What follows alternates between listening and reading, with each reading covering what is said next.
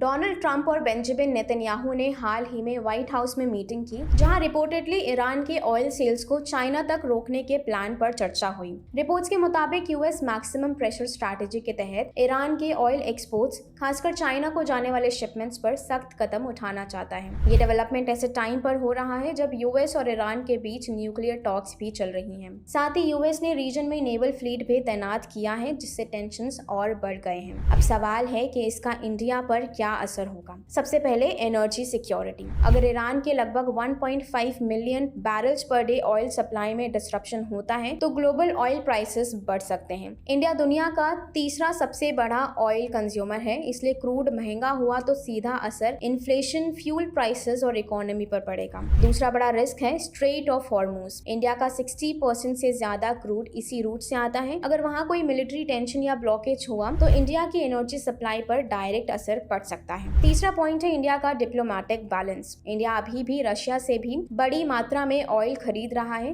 अगर US Iran पर pressure बढ़ाता है और साथ ही रशिया पर भी सख्ती रखता है तो इंडिया के लिए न्यूट्रल बैलेंस बनाकर चलना और मुश्किल हो सकता है। डायरेक्ट ईरानियन ऑयल इंपोर्ट्स तो इंडिया ने 2019 के बाद से लगभग बंद कर दिए हैं, लेकिन फर्टिलाइजर्स और केमिकल्स जैसे कुछ जरूरी इंपोर्ट्स अभी भी होते हैं। अगर प्रेशर बढ़ता है तो ये इंपोर्ट्स महंगे या मुश्किल हो सकते हैं। सबसे स्ट्रैटेजिक कंसर्न है चाबहार पोर्ट, जहां इंडिया ने इन्वेस्टमेंट किया है। ये प्रोजेक्ट अफगानिस्तान और सेंट्रल एशिया तक पहुंचने के लिए बहुत अहम है। अगर सैंक्शंस का माहौल सख्त हुआ तो इस प्रोजेक्ट की स्पीड स्लो हो सकती है। ओवरऑल सिचुएशन इंडिया के लिए एक टाइट रोप वॉक जैसी है। एक तरफ यूएस के साथ ट्रेड बेनिफिट्स का मौका और दूसरी तरफ हायर ऑयल प्राइसेस और ईरान के साथ रिलेशंस पर प्रेशर का रिस्क। बैलेंस बनाए रखना ही सबसे बड़ी चुनौती होगी।